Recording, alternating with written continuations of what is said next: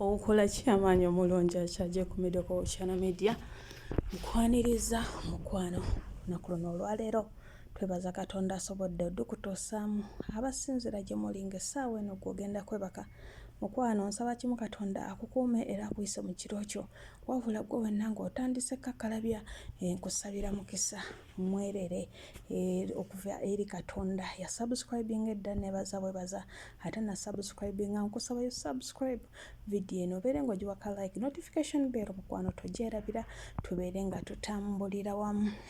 olunaku olwagenza okeera olunaku olw'eggulo oba n'okuwungeera omukyalo ono yabadde amaze okufuuka ambassador wa Speed Express Tours and Travel nga tonafa teweevuma nsi omwami ogwo mulabyeko ye mukulu aviator eyasobodde omuinvitinga mu kampuni eno era twamulabyeko ng'ali mu mwebaza nti no aviator omutima omulungi ogwo egundaze tojjanga okwo mukwano bannange omwana Brisha mwamuvuma mwamukola ki buli kimu mwakimugamba amaalo naye mukama nga bw'alina enteekateeka era yateekateeka yabawangula TikTok Award so that ajje Dubai asobole okuginona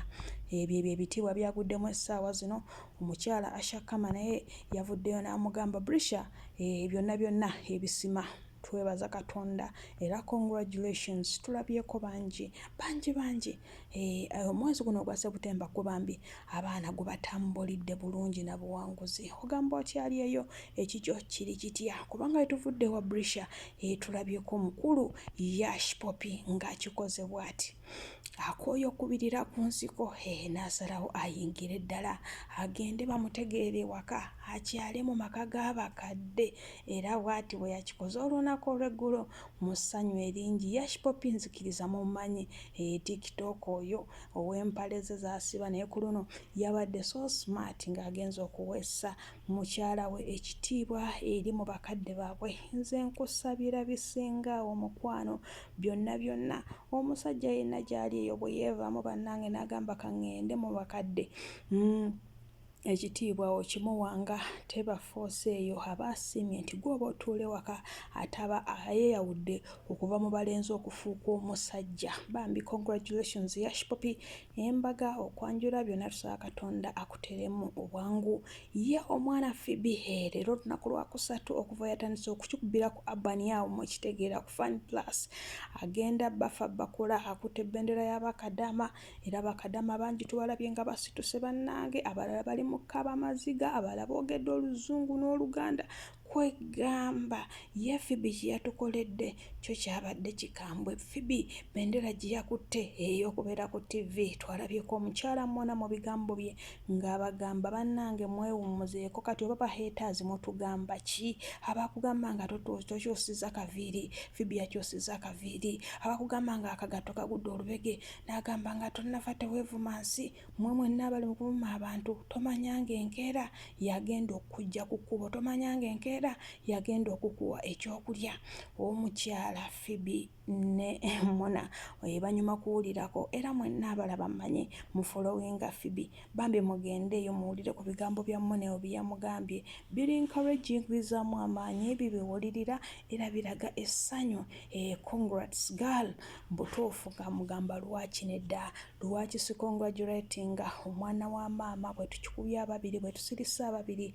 tuze tulaba Phoebe ono ng'alwanirira nnyo Mona ne Derek ng'era agamba bwe bamuyigiriza okusirika akaseera ke baabavumiramu n'ekyavudde asirika Katonda n'ayogera omwana Chosen Becky bannange mu ssanyu eringi ero lyalimu yatugambye adda England agenze kuziika jjajjaawe eyamufuddeko Queen wabula kye yatukoze yatugambye omwana w'e Masaka tabula Chosen tulekeemu si bonna ab'e Masaka bannange omukulu ono tumusanyukireko twamusanyukiddeko ne kaaka tukyasanyuka oluvannyuma lw'emisango okujja nga gitoolwako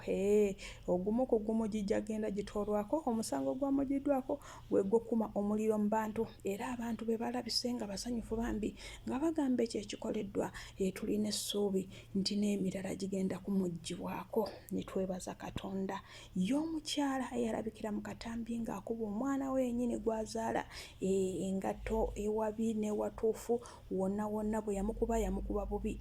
Poliisi yagaanye omusonyiwa wadde yajeegayo n'abagamba nti nze bannange nnyinayo ebbujja ery'emyezi mundeke ŋŋende ndabirire omwana oyo munsonyiwe. Baagaanye okumusonyiwa ne bamugamba mwaka gumu na kitundu gw'aba abeerayo. Mu nnaku ey'ekitalo munzikirize mbabuulire nti Becky Phoebe bulijjo gw'asabira obuyambi, bulijjo gw'oweereza Katonda, bulijjo gw'oweereza sooda, olunaku olwaleero bugenza okukya nga amaze okuva mu bulamu bw'ensi eno bambi atawaanyiziddwa nnyo n'obulwadde omwana ono. Embeera eno gy'abaddemu agiruddemu. Twamulabako awo nga celebratinga birthday ye era Phoebe yaliyo nnyo bambi nga akabeereddewo ka maama. Mu byonna katusabe Katonda ayongere okubagumya, Mukama Katonda omwoyo gwe agulamuze ekisa.